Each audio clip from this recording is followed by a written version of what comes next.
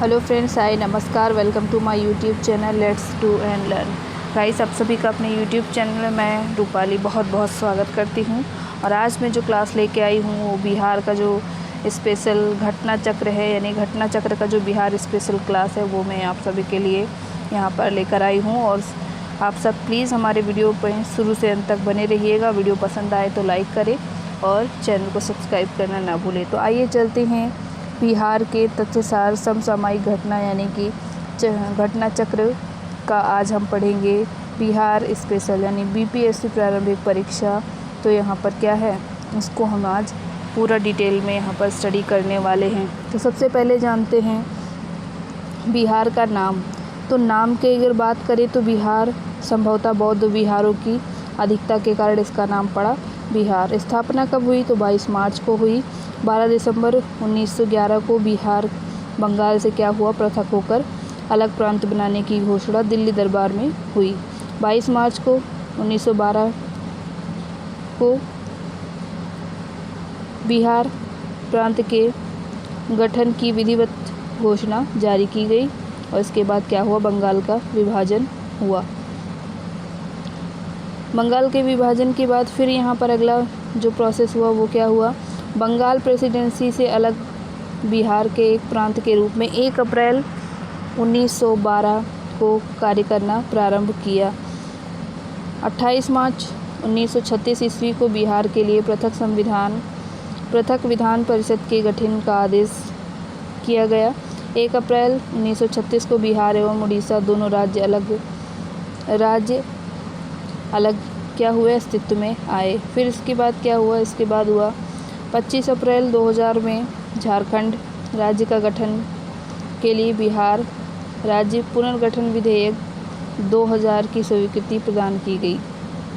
2 अगस्त 2000 को लोकसभा में 11 अगस्त लोकसभा एवं 11 अगस्त 2000 को राज्यसभा ने बिहार राज्य पुनर्गठन विधेयक 2000 को पारित किया। इसके बाद क्या हुआ तो ये 25 अगस्त 2000 को विधेयक पर राष्ट्रपति R.K. नारायण की मंजूरी के साथ बिहार राज्य को 2 भाग में बांट दिया गया। 15 नवंबर 2000 को झारखंड राज्य अस्तित्व में आया। प्रदेश की राजधानी की बात करें तो पटना है, उच्च न्यायालय की बात करें तो पटना है। और पटना उच्च न्यायालय की स्थापना कब की गई तो ये की गई है 1 दिसंबर 1913। उद्घाटन 3 फरवरी 1916 को हुआ। क्षेत्रफल की दृष्टि से भारत में स्थान क्या है तो 13वां स्थान है तेलंगाना बनने के बाद, और 2001 की जनगणना के अनुसार है ये। नेक्स्ट है जनसंख्या की दृष्टि से भारत में स्थान, तीसरा स्थान है। राजकीय भाषा हिंदी है, द्वितीय राजकीय भाषा यहाँ पर उर्दू है। आइए आगे बात करते हैं। अगर हम राजकीय प्रतीक की बात करें बिहार में तो राजकीय वृक्ष यहाँ का पीपल है, राजकीय पुष्प यहाँ का गेंदा है, राजकीय पशु यहाँ का बैल है और राजकीय पक्षी गौरैया है। अगर हम यहाँ भौगोलिक स्थिति की बात करें तो यहाँ पर अक्षांशीय विस्तार 24 डिग्री 20 इंच, ये सब इतना ज़्यादा यहाँ पर नहीं पूछेगा तो हम इसको छोड़ते हैं। क्षेत्रफल देख लेते हैं। क्षेत्रफल क्या है तो यहाँ पर 94,163 वर्ग किलोमीटर इसका क्षेत्रफल है। लंबाई उत्तर से दक्षिण कितनी है 345 किलोमीटर। चौड़ाई पूर्व से पश्चिम कितनी है 483 किलोमीटर। शहरी क्षेत्रफल यहाँ का कितना है तो ये है 1095.49 वर्ग किलोमीटर। ग्रामीण क्षेत्र यहाँ पर क्या है, यहाँ पर 92,257.51 वर्ग किलोमीटर। समुद्र तल से ऊंचाई कितनी है 173 फीट है। सामान्य वर्षण यहाँ पर कितना होता है 1205 मिलीमीटर होता है। औसत वर्षा दिवस यहाँ पर कितने हैं 52.5 एक वर्ष में। अगर अवस्थिति की बात करें तो ये कहाँ पर अवस्थित है तो बात करते हैं बिहार के पूर्वी भाग में, भारत बिहार के पूर्वी भाग में स्थित है और यहाँ पर अक्षांश दे रखा है। यह एक भू आवेष्टिक राज्य है। यह उत्तर में नेपाल, दक्षिण में झारखंड, पूर्व में झारखंड एवं पश्चिम बंगाल एवं पश्चिम में उत्तर प्रदेश से घिरा हुआ है। बिहार नेपाल अंतर्राष्ट्रीय सीमा की बात करें तो 729 किलोमीटर लंबी है। प्रमंडल की बात करें तो 9 प्रमंडल है यहाँ पर। और ज़िला की बात करें तो यहाँ 38 ज़िले हैं। अनुमंडल 101 है। सामुदायिक विकास खंड 534 है। पंचायत यहाँ पर 8,406 है। राजस्व ग्राम यहाँ 45,103 है। नगरीय सकुल समूह 14 है। नगर यहाँ पर 199 है। पुलिस थाना यहाँ पर 853 है और पुलिस ज़िला यहाँ पर 43 है। तो ये था हमारा कुछ डिटेल। आइए और आगे डिटेल जानते हैं। इस महानगर में यहाँ पर महानगर विधानमंडल कहाँ है, तो एक है पटना में। विधानमंडल की बात करें तो द्विसदनीय है यहाँ पर विधान परिषद और विधानसभा। विधानसभा की सीटों की संख्या 243, विधान परिषद सदस्यों की संख्या 75, लोकसभा सीटों की संख्या 40, राज्यसभा सदस्यों की संख्या 16 और लोकसभा में अनुसूचित जाति आरक्षण सीट 6 है। इसके बाद विधानसभा में अनुसूचित जाति 38 है, आरक्षित सीटें हैं इसके लिए। और विधानसभा में अनुसूचित जाति की आरक्षित सीट यहाँ पर क्या हो गई, जनजाति की अनुसूचित जाति की 38 है और अनुसूचित जनजाति की 2 है। राज्य की सीमा को स्पर्श करने वाले राज्य कौन से हैं, तो झारखंड के इतने ज़िले यहाँ पर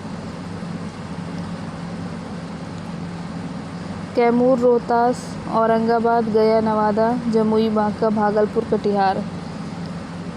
इसके बाद इतने ज़िले, ये इतने सारे हैं जो झारखंड से सीमा को स्पर्श करते हैं सीमा को।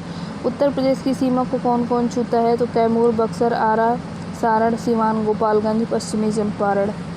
नेक्स्ट है पश्चिम बंगाल, तो कटिहार, पूर्णिया और किशनगंज। राज्य की सीमा को स्पर्श करने वाला, तो नेपाल राज्य को स्पर्श करता है, नेपाल देश को स्पर्श करता है। अगला हमारा है नेपाल से सटे बिहार के ज़िले, पश्चिमी चंपारण, पूर्वी चंपारण, सीतामढ़ी, मधुबनी, सुपौल, अररिया, किशनगंज ये हैं। भारत के कुल क्षेत्रफल का प्रतिशत है ये 2.86%। कुल वन यहाँ पर है 7.75%, जो कि क्षेत्रफल की प्रतिशत है। सबसे यहाँ पर जलवायु की बात करें मानसूनी है। सबसे बड़ी नदी गंगा है। सबसे गर्म कुंड ब्रह्मकुंड। सर्वाधिक पाई जाने वाली मिट्टी जलोढ़ मिट्टी है यहाँ पर। सर्वप्रथम खाद्य फसल चावल है। सर्वाधिक और सबसे कम क्षेत्रफल वाले ज़िले हैं पश्चिमी चंपारण और शिवहर। सर्वाधिक क्षेत्रफल वाले 3 ज़िले हैं पश्चिमी चंपारण, गया, पूर्वी चंपारण। सबसे कम क्षेत्रफल वाले हैं बढ़ते क्रम में शिवहर, अरवल और शेखपुरा। आइए आगे बात करते हैं जनसंख्या की। 2011 की जनगणना के अनुसार कुल जनसंख्या बिहार में कितनी है, तो 104,99,452, लगभग 10.41 करोड़। पुरुष जनसंख्या की बात करें 54,278,157। महिला जनसंख्या की बात करें 49,821,295। जनसंख्या घनत्व की बात करें तो ये है 1,106 प्रति वर्ग किलोमीटर। जनसंख्या वृद्धि की बात करें तो 25.42 की दर से। और लिंगानुपात की बात करें तो 918। शिशु का लिंगानुपात है 935।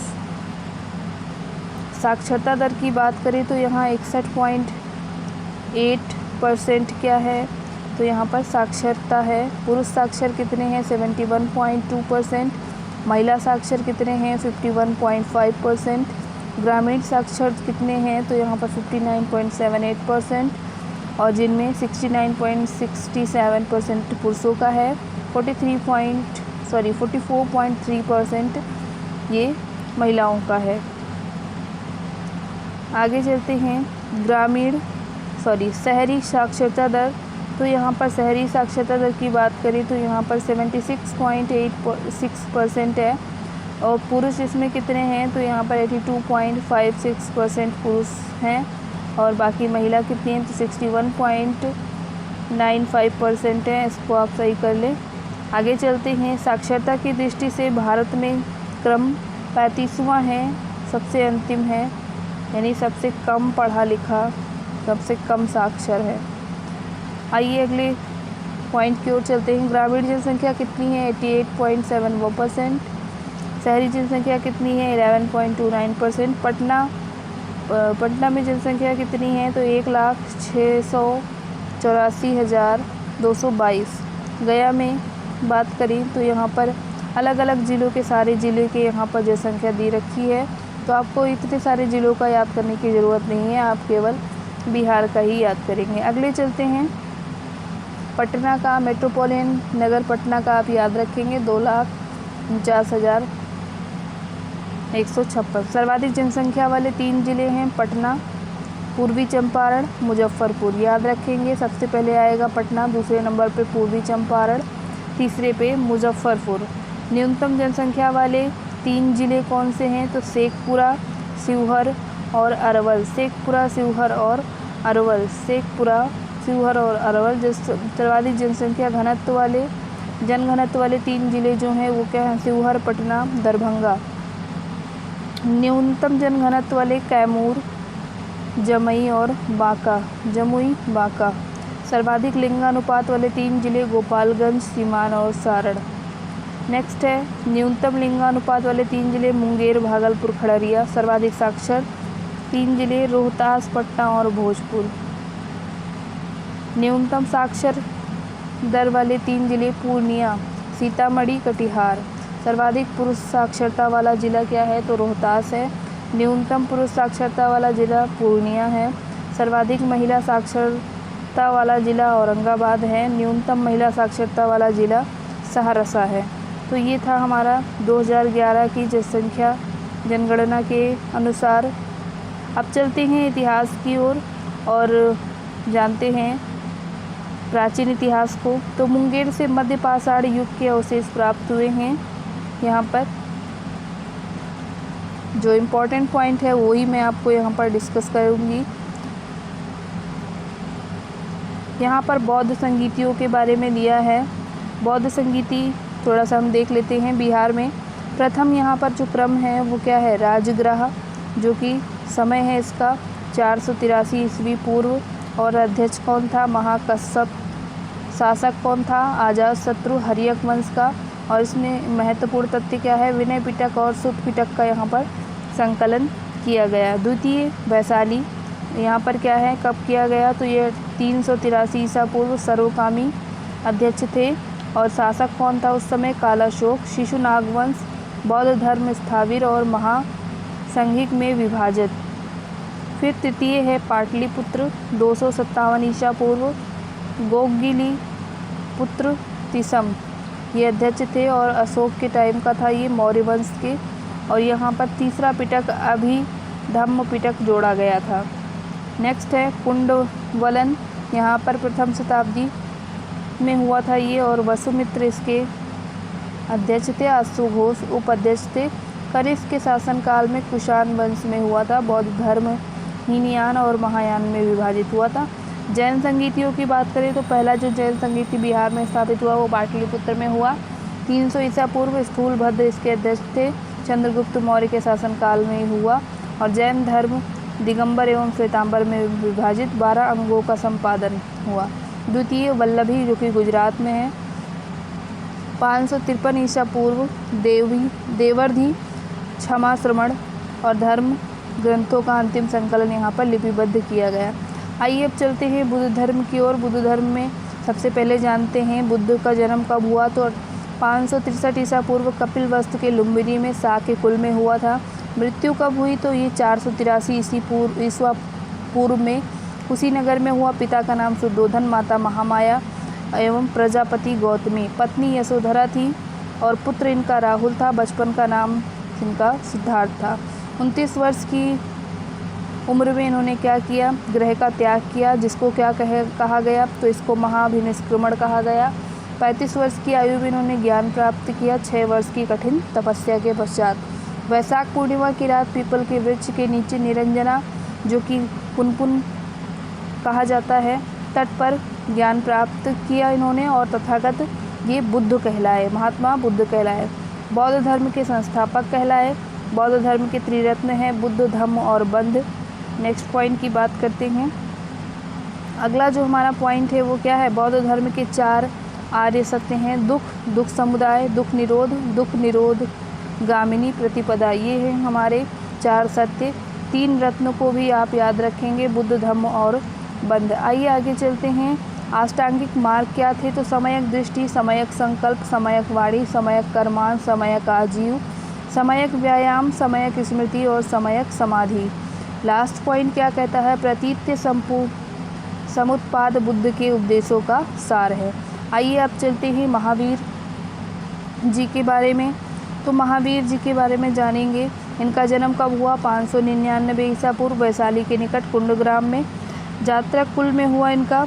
और मृत्यु कब हुई? 527 ईसा पूर्व, पावापुरी में। पिता का नाम सिद्धार्थ, माता का नाम त्रिशला लिच्छवी जो कि राजकुमारी थी, और पत्नी यशोदा थी। पुत्री इनकी प्रियदर्शना था, और जमाता का नाम प्रियदर्शना था और जमाता का नाम जमाली था।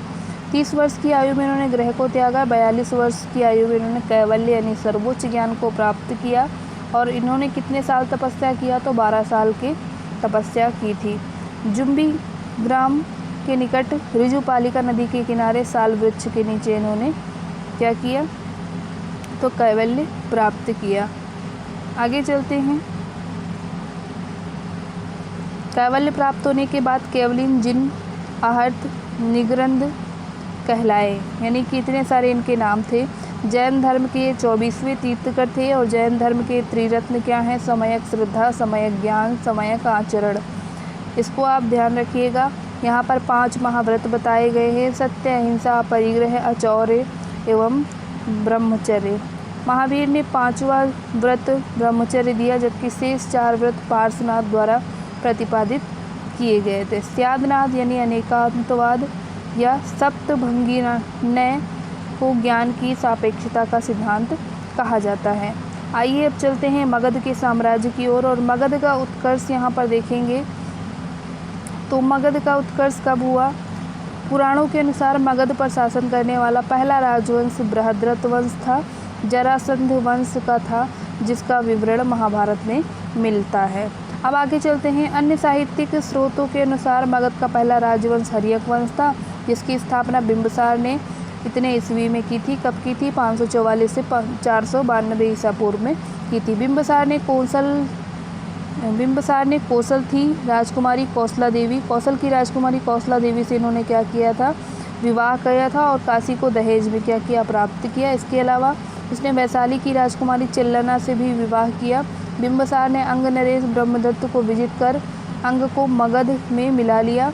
उसका अवंती के शासक चंड प्रणोद के साथ युद्ध हुआ।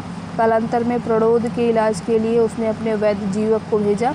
बिंबिसार महात्मा बुद्ध का अनुयायी था।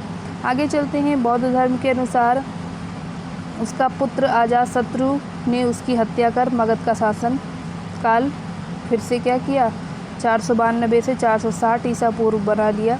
इसके बाद अजातशत्रु द्वारा बिंबिसार की हत्या से क्रोधित काशी नरेश प्रसेनजित ने मगध से काशी को क्या किया? वापस ले लिया। कालांतर में दोनों में युद्ध हुआ और संधि हो गई। अजातशत्रु का काशी की राजकुमारी वाजिरा से विवाह हुआ। वह पूरा काशी को प्राप्त कर लेता है। अजातशत्रु ने वज्जी संधि पर आक्रमण कर लिच्छवी को मगध का साम्राज्य में मिला लिया। अजातशत्रु ने अपनी मंत्री बृहस्कर को महात्मा बुद्ध के पास गणराज्यों को विजित करने का उपाय जानने के लिए भेजा था। उसने काल में ही महात्मा बुद्ध की मृत्यु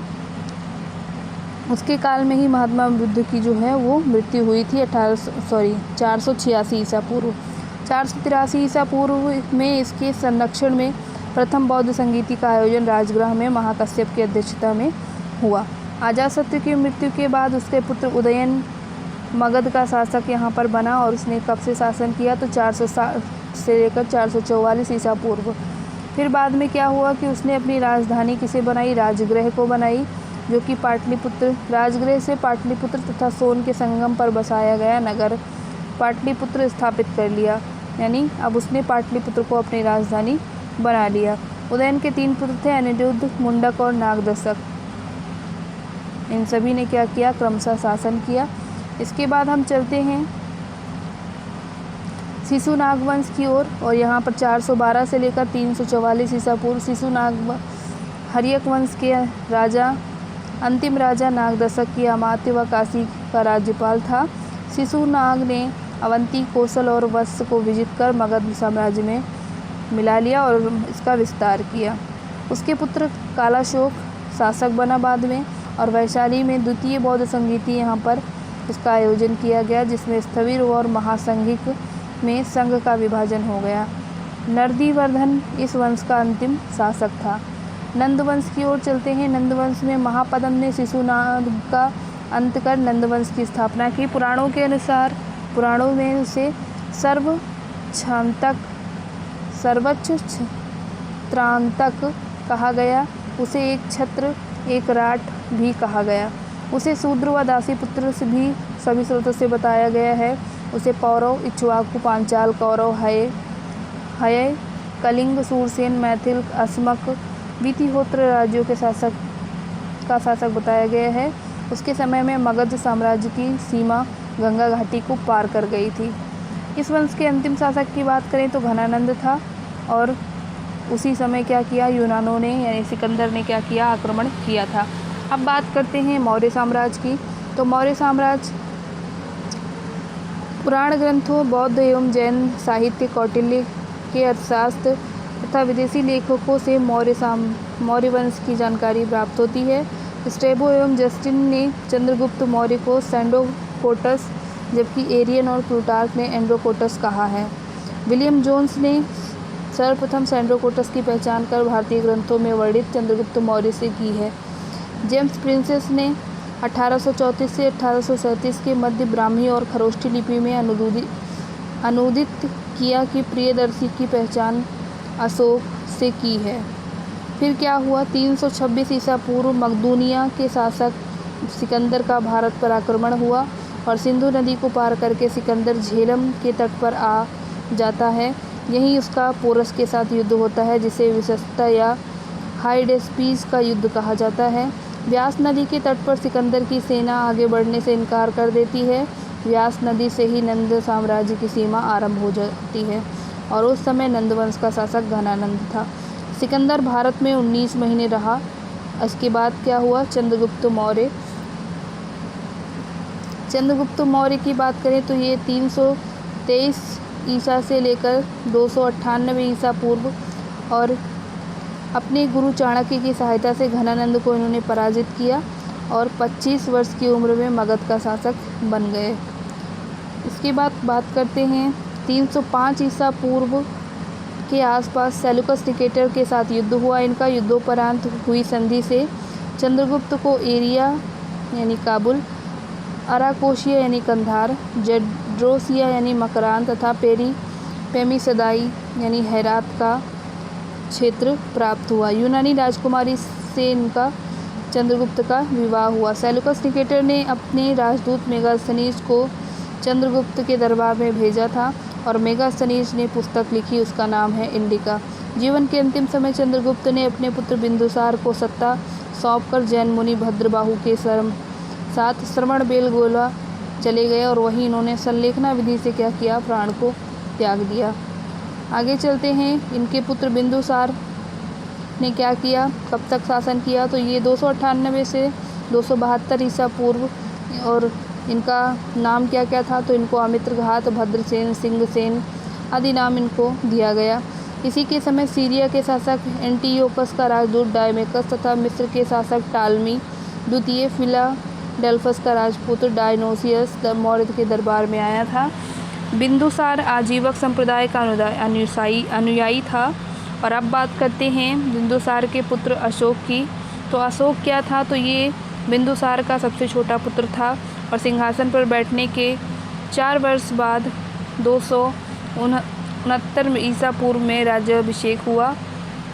और राज्याभिषेक से पहले वह उज्जैन का क्या था, अवंती था, यानी राज्यपाल था। 261 ईसा पूर्व राज्याभिषेक के 8वें वर्ष कलिंग इन्होंने विजय किया।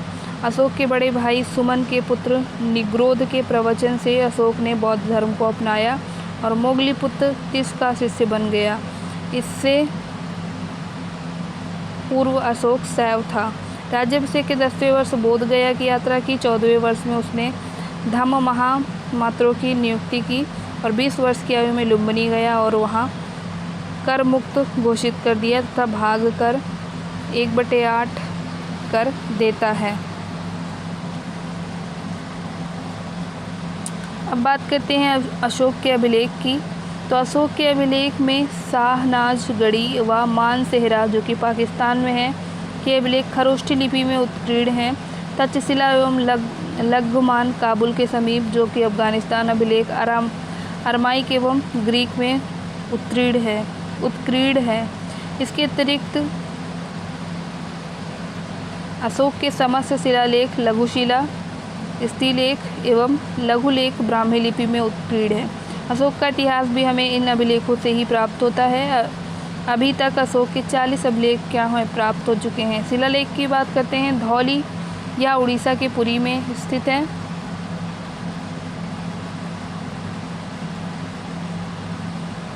शाहबाजगढ़ी या पाकिस्तान के पेशावर में है। मानसेहरा या पाकिस्तान के हजारा जिले में है।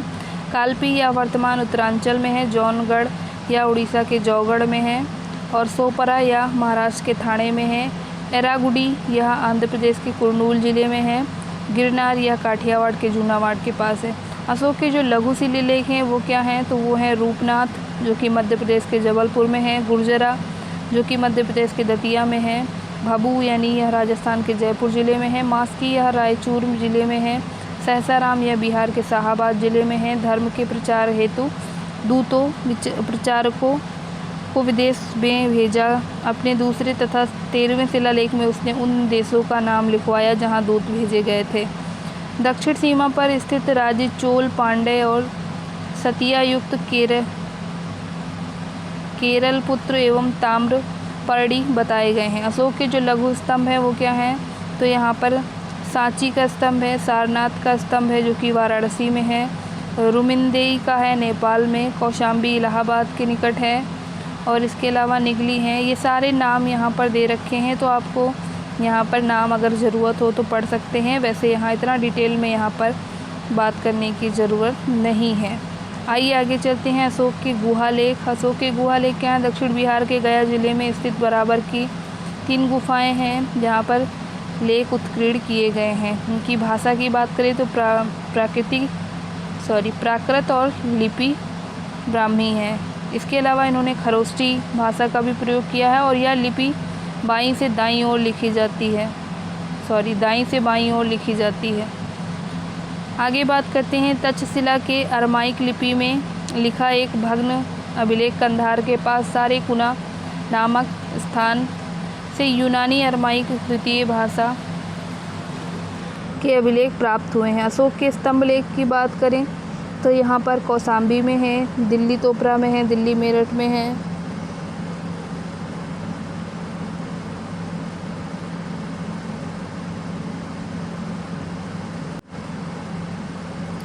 इसके बाद बात करते हैं यहाँ पर लौरिया अरराज और लौरिया नंदगढ़ में है। सैन्य व्यवस्था यहाँ की 6 समितियों में विभाजित थी और यहाँ पर पैदल सेना, आशुसेना, गजसेना, रथसेना और नौसेना की व्यवस्था थी। सैनिक प्रबंध का सर्वोच्च अधिकारी अनंतपाल कहलाता था और यह सीमांत क्षेत्रों का व्यवस्थापक होता था। मेगास्थनीज के अनुसार चंद्रगुप्त मौर्य की 6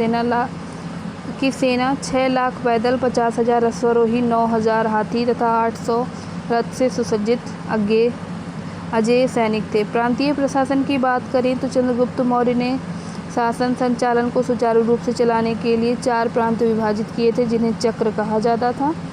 और ये प्रांत क्या हैं, तो यहाँ पर प्रांत हैं प्राची जो कि मध्य प्रदेश, पाटलिपुत्र इसकी राजधानी, उत्तरापद तक्षशिला राजधानी, दक्षिणापद सुवर्णगिरी राजधानी, अवंती राष्ट्र उज्जैनी राजधानी, कलिंग तो इसलिए ये सारे क्या हैं प्रांतों का प्रशासन कुमारामात्य कुमार या आर्यपुत्र नामक पदाधिकारी यहाँ पर होते थे।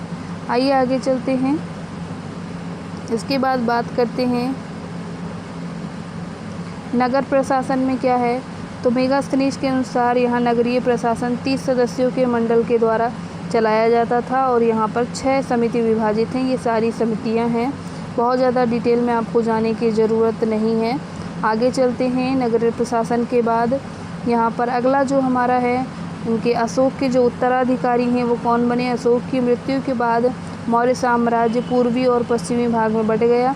पश्चिमी भाग पर कुणाल शासन करता था, जबकि पूर्वी भाग पर संप्रति का शासन था। लेकिन 180 ईसा पूर्व पश्चिमी भाग पर बैक्ट्रिया तथा यूनानियों का पूर्ण अधिकार हो गया था। पूर्वी भाग पर दशरथ का राज्य था।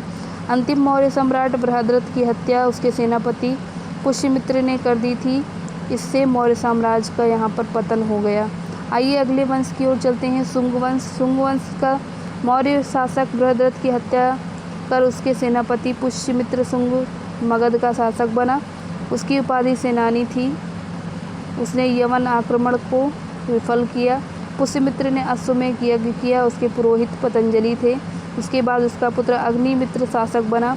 अग्निमित्र और मालविका की कहानी पर कालिदास ने मालविका अग्निमित्रम नामक एक रचना की है। देवभूति इस वंश का अंतिम शासक था। इसके बाद बात करते हैं कण्व वंश की। तो देवभूति के मित्र वसुमित्र ने उसकी हत्या कर कण्व वंश की नींव डाली। सुशर्मा इस वंश का आखिरी शासक था। कुषाण वंश की बात करें तो कनिष्क ने पाटलिपुत्र को विजित करके अश्वघोष को अपने साथ ले लिया और कुषाण साम्राज्य के बाद पटना पर लिच्छवी पर आक्रमण करता रहा। इसके बाद क्या हुआ तो यहाँ पर गुप्त वंश आ गया।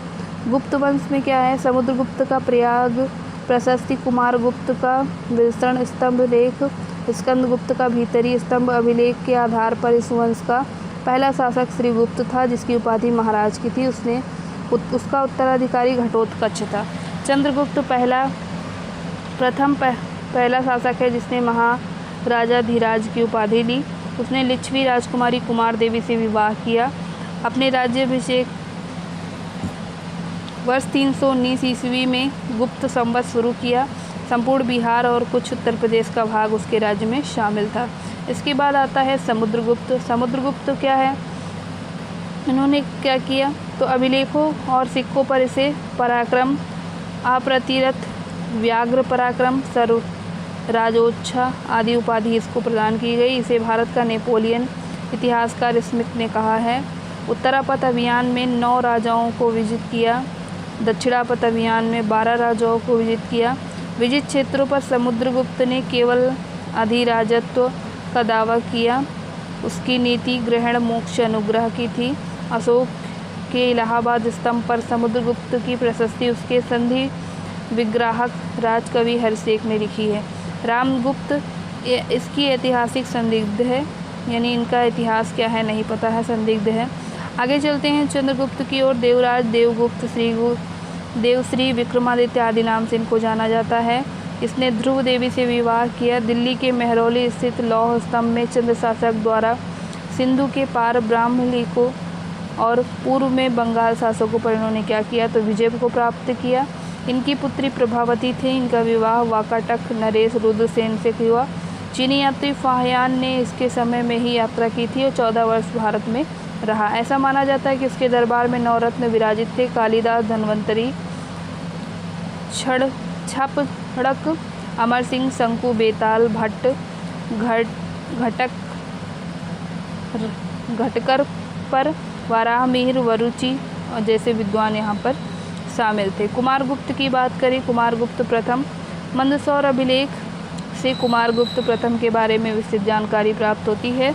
स्कंदगुप्त के भीतरी अभिलेख से पता चलता है कि कुमारगुप्त के शासनकाल में पुष्यमित्र का आक्रमण हुआ और जिसे रोकने के लिए कुमारगुप्त ने स्कंदगुप्त को भेजा था। नालंदा विश्वविद्यालय की स्थापना इसी काल में हुई थी। इम्पॉर्टेंट पॉइंट है, नोट करके रखेंगे। आगे चलते हैं नेक्स्ट पॉइंट की ओर और अगला पॉइंट यहाँ पर कहता है कुमारगुप्त ने महेंद्रादित्य की उपाधि ली थी। स्कंदगुप्त की बात करें। जूनागढ़ अभिलेख से पता चलता है कि स्कंदगुप्त ने म्लेच्छों यानी हुड़ों से आक्रमण को विफल कर दिया। उसने सुदर्शन झील का पुनरुद्धार कराया। काहोम अभिलेख के अनुसार उसकी उपाधि शकादित्य थी। उसे चीन में अपना राजदूत भेजा था। गुप्त काल का उत्तरार्ध। चीनी यात्री सुंगयुंग ने 515 से लेकर 20 में भारत की यात्रा यहाँ पर की थी। ह्वेनसांग यहाँ पर 629 ईस्वी से 645 ईस्वी तक यानी 16 वर्ष तक वो क्या भारत में रहा। ह्वेन-त्सांग के अनुसार मगध के शासक नरसिंहगुप्त बालादित्य ने मिहिर कुल को पराजित किया था। स्कंदगुप्त के बाद पुरुगुप्त, कुमारगुप्त द्वितीय, बुद्धगुप्त, नरसिंहगुप्त, बालादित्य, वैन्यगुप्त, कुमारगुप्त तृतीय, इन लोगों ने यहाँ शासन किया। विष्णुगुप्त गुप्त वंश का अंतिम शासक था जिसने मगध पर क्या किया, शासन किया। गुप्त वंश के साथ ही मगध साम्राज्य का अंत हो गया। और अब चलते हैं पाल वंश। पाल वंश का संस्थापक गोपाल 750 से लेकर 770 ईसा पूर्व को माना जाता है। उसके बिहार राज्य में शामिल था। गोपाल ने ओदंतपुरी महाविहार और विश्वविद्यालय की स्थापना की जो कि बिहार शरीफ नालंदा जिले में स्थित है। यहाँ महाविहार हिरण्य प्रभात पर्वत पर पंचानन नदी के किनारे स्थित था। आगे चलते हैं धर्मपाल पर। इसी के समय त्रिपक्षीय संघर्ष शुरू हुआ। प्रतिहार नरेश वत्सराज ने धर्मपाल को पराजित किया और आगे चल के क्या बने, राष्ट्रकूट नरेश धर्मपाल। बहुत ज़्यादा इसको हम डिटेल में पढ़ते नहीं हैं क्योंकि ये बहुत ज़्यादा इम्पोर्टेंट नहीं है, इसलिए आगे बढ़ते हैं।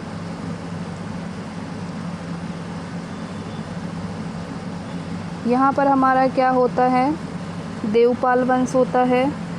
इसने मुंगेर को अपनी राजधानी बनाया। जावा, सुमात्रा और शैलेंद्री वंशी शासक बालपुत्र देव को नालंदा विहार बनवाने हेतु 5 गांव प्रदान किए। फिर महिपाल प्रथम, ये पाल वंश की पुनर्स्थापना का श्रेय इसको जाता है। इसी समय राजेंद्र चोल ने आक्रमण किया था। बौद्ध भिक्षु अतिश दीपर के नेतृत्व में तिब्बत में दूत मंडल भेजा। रामपाल इस वंश का अंतिम शासक माना जाता है और इसी के समय कैवर्त विद्रोह हुआ था। कर्नाट वंश इसका संस्थापक नान्यदेव था। बाद में गंगदेव उसका पुत्र नरसिंहदेव शासक बना। नरसिंहदेव के समय ही बख्तियार खिलजी ने बिहार पर आक्रमण किया और नालंदा, विक्रमशिला जैसे बिहारों को ध्वस्त कर दिया। अब चलते हैं मध्यकालीन इतिहास की ओर और मध्यकालीन इतिहास के बारे में बात करेंगे हम।